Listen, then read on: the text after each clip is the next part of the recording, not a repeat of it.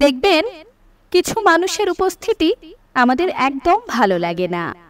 তারা ফোন করে কথা বলতে চাইলে কথা বলতে ইচ্ছে করে না, বিরক্ত লাগে। বাড়িতে আসার কথা শুনলে মাথায় যেন আকাশ ভেঙে পড়ে।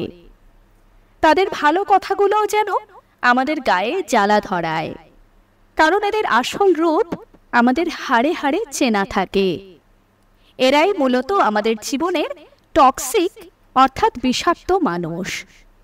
এই টক্সিক মানুষগুলোর মধ্যে সাধারণত এই 6টি বৈশিষ্ট্য দেখতে পাওয়া যায়। আপনার জীবনের সেই টক্সিক মানুষগুলোর সাথে মিলছে কিনা অবশ্যই মিলিয়ে নিন।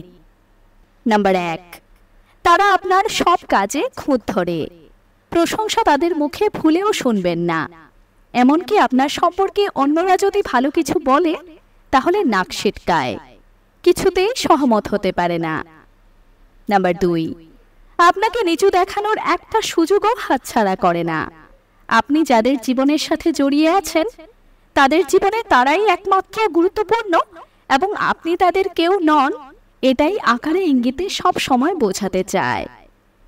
নাম্বার 3, ভেলকি করতে খুব ভালো জানে। আড়ালে আপনার মাথা চিবিয়ে খাবে, কিন্তু লোকের সামনে এমন ভাব করবে যেন আপনাকে কতই না ভালোবাসে। তাদের এমন আচরণে আপনি নিজেই বিভ্রান্ত হয়ে যাবেন। নাম্বার 4, আপনাকে ফ্রিতে শুধু উপদেশ দেবে, কিন্তু কোনো সাহায্য চাইলে করবে না।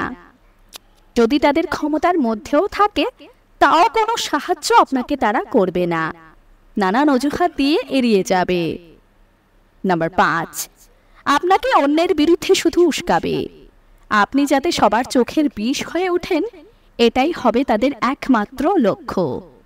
মিথ্যে কথা বলে আপনার মনকে আপনার কাছের মানুষের বিরুদ্ধে একেবারে বিষিয়ে দেবে।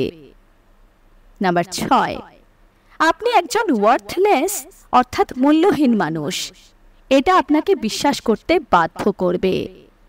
এদের সঙ্গে থাকতে থাকতে একটা সময়ের পর আপনি নিজেকে অকারণ সন্দেহ করতে শুরু করবেন, আত্মবিশ্বাস হারিয়ে ফেলবেন।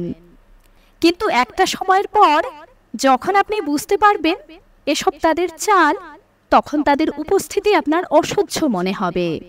আর যখনই সেটা আপনি অনুভব করতে পারবেন তখনই আপনাকে সচেতন হয়ে যেতে হবে। মনে রাখবেন, দুষ্ট গরুর চেয়ে শূন্য গোয়াল যেমন ভালো, তেমনি খারাপ লোকের সঙ্গলাভের চেয়ে একা থাকা ঢের ভালো। এমন মানুষ কি আপনার জীবনে আছে? জানাতে ভুলবেন না কিন্তু। ধন্যবাদ।